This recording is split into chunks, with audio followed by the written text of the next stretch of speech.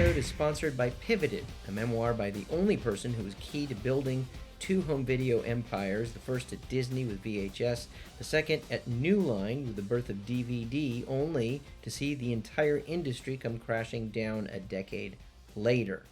Pivoted by Marshall Carr foreshadows where AI is taking many industries today and offers ways to survive. Look for Pivoted on Amazon.com or ask for it at your local bookstore. Also by Angry Metatraders, which offers investment and behavioral sentiment for traders and the intrigued. An education and information provider, merrily contrarian, AMT is a potential troublemaker. On with the show. So he'll be in office by then, because I wonder if we continue to see a scalable pattern from what we've seen the last 2 weeks, and if he does try to make a play on Greenland, which would effectively shut down our participation in NATO, then if it's a military play, my guess is that Congress finally says, okay, enough is enough, and they remove, through impeachment and this time removal. I don't see how it could possibly get that far. I could see us buying Greenland and Denmark just saying, okay, fine, just take it. I don't know why we would do that when we already have an agreement. We could put in any military bases we want for free, without having to buy the place. That's been there since the 1950s. You know that? The language for that. I don't know what this is all about, but I think I want to believe that calmer heads would prevail by that point, but we'll see. But the thing is, between now and 2028, that's 3 years from now. Is he even going to be in office at that point? Yeah, he'll be in office. I mean, I've seen the rumors about health and everything else. I think he'll be in office. I would be surprised if he's not. Having said that, I also would be extremely surprised if they did anything militarily in Greenland and just put troops down there. The U.S. bought the Virgin Islands from Denmark. Did you know that? I did know that. Yeah, you're right. And we bought Alaska from Russia. Yeah. So this has been done before. Under duress, with pressure, that means, and they could do it again. But Denmark apparently is either negotiating very tough to put down a term where they'll probably want $3 trillion, $5 trillion for Greenland. If they're smart, they'll say, hey, there's geological deposits there that we would no longer have access to. That might be interesting, but I don't take any of this too seriously, although it has surprised me how much they've ramped up the rhetoric in the past few weeks about Greenland. I thought, probably like you, sometime in the summer, everyone had forgotten about it. I thought it was one of these far-fetched things, but after Venezuela and opening the door for grander schemes, grander ambitions, suddenly Greenland is back in the storyline. I think much more important, if we can go there for a second, is Iran. I think if Iran were to lose the dictatorship, if the dictatorship were to fall, it would be just as big as the Berlin Wall coming down. Yeah. If not maybe bigger. Even bigger, I think. Yeah. Yeah. Because by the time the Berlin Wall came down, the Soviet Union was not the threat that everybody perceived it to be 10 years before or even 5 years before. Right now, if anything, Iran is more of a threat than it's ever been. Last year, they were actively launching missiles at Israel and funding terrorists and all that stuff. So, yeah, it would certainly be a big game changer, wouldn't it? It would be a big game changer in the Middle East, but globally too. You have certain allies of Iran that they fund, including proxy groups that are terrorist and basically criminal organizations like Hezbollah, which has a network of drug operations around the world. I don't know if you're aware of that, but Hezbollah makes a lot of money with the drug business via South American networks. And that's a known quantity. Okay. If Iran were to fall, it would obviously hurt Russia to a certain extent, China to a certain extent. But I don't think this has anything to do with oil. I think that this has to do with people's freedom.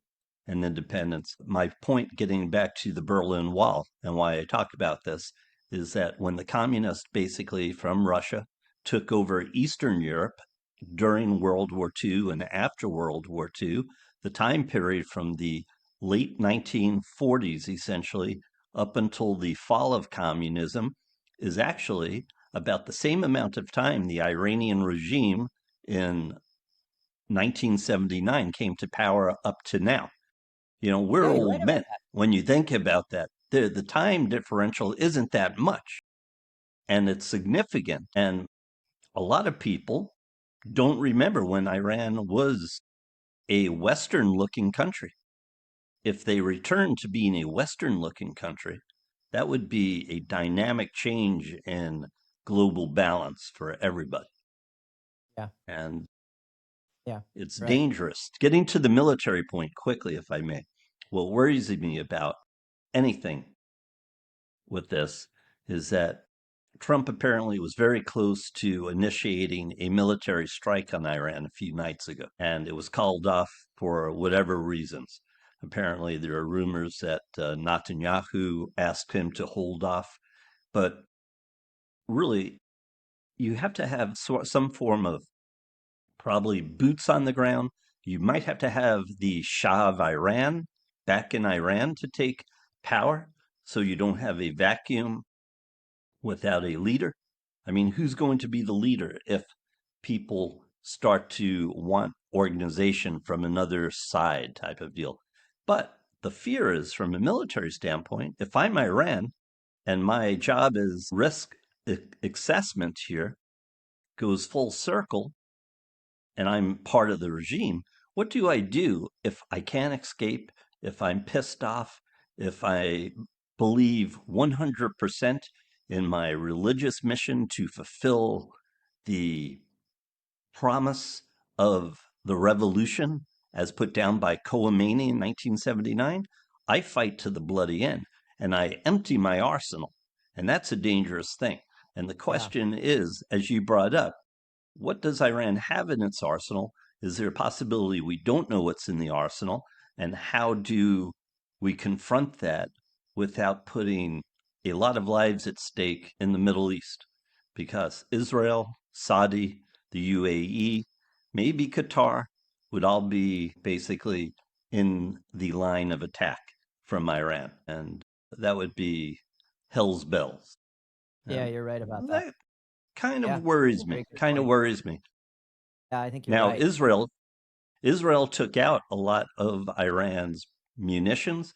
They took out a lot of the so-called rocket launchers during the wars in June of 2025.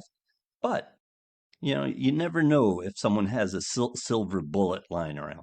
So that worries me about Iran. Besides the fact that, the death toll they're talking about is very high. There's no news coming from there, so you can't confirm anything.